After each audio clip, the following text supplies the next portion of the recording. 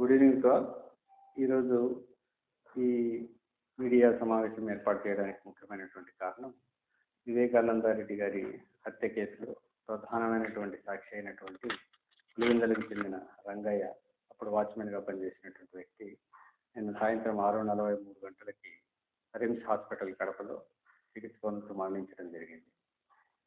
నిన్న మధ్యాహ్నం 12 గంటలకు అస్వస్థతతో బాధపడుతున్నటువంటి అతన్ని పులివెందుల గవర్నమెంట్ హాస్పిటల్ తీసుకొని పోవడం జరిగింది. అక్కడ నుంచి రిమ్స్కి తరలించడం జరిగింది. రిమ్స్లో చికిత్స పొందుతూ మరణించారు.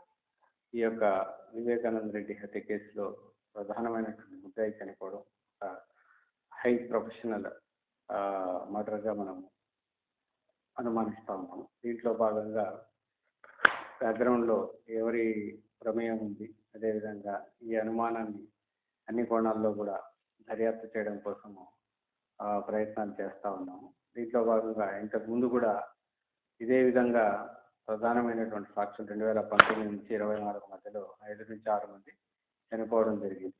అందులో భాగంగా శంకర్ రెడ్డి 2019లో చనిపోవడం జరిగింది. అదేవిధంగా గంగాధర్ రెడ్డి 2022లో చనిపోవడం జరిగింది. వైఎస్ అభిషేక్ రెడ్డి 2024 సెప్టెంబర్లో చనిపోవడం జరిగింది. నారాయణ అనే వ్యక్తి చనిపోవడం జరిగింది. ఇప్పుడు రంగన్న 2025 మార్చిలో చనిపోవడం. ఇంతకు ముందు కూడా సాక్షులు చనిపోయిన క్రమంలో పోలీసులు వాళ్ళ చనిపోయారు, సిబిఐ వాళ్ళ ద్వారా చనిపోయారు అనేసి విధంగా అసత్య ప్రచారం చేస్తూ ఉన్నారు. దీన్ని అన్ని కోణాల్లో దర్యాప్తు చేస్తూ ఉన్నాము. దీని వెనుక ఎవరున్నారు, ఎందుకు ఇలా చేస్తున్నారు, ఆ ప్రధానమైనటువంటి కేసులో భాగంగా దీన్ని కప్పిపుచ్చే ప్రయత్నాలు ఏమైనా జరుగుతున్నాయా అనే అన్ని కోణాల్లో కూడా ఈ కేసుని దర్యాప్తు చేయడం జరుగుతుంది. దీనికోసం ఒక ప్రత్యేకమైనటువంటి టీంని ఏర్పాటు చేయడం జరిగింది.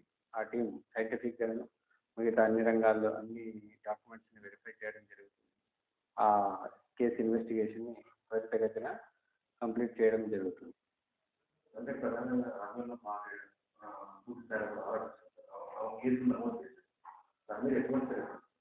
ఆమె అనుమానాస్పద కేసు కింద కంప్లైంట్ ఇవ్వడం జరిగింది. ఆమె కేసును బేస్ చేసుకొని అనుమానాస్పద మరణం కింద కేసు రిజిస్టర్ చేయడం జరిగింది.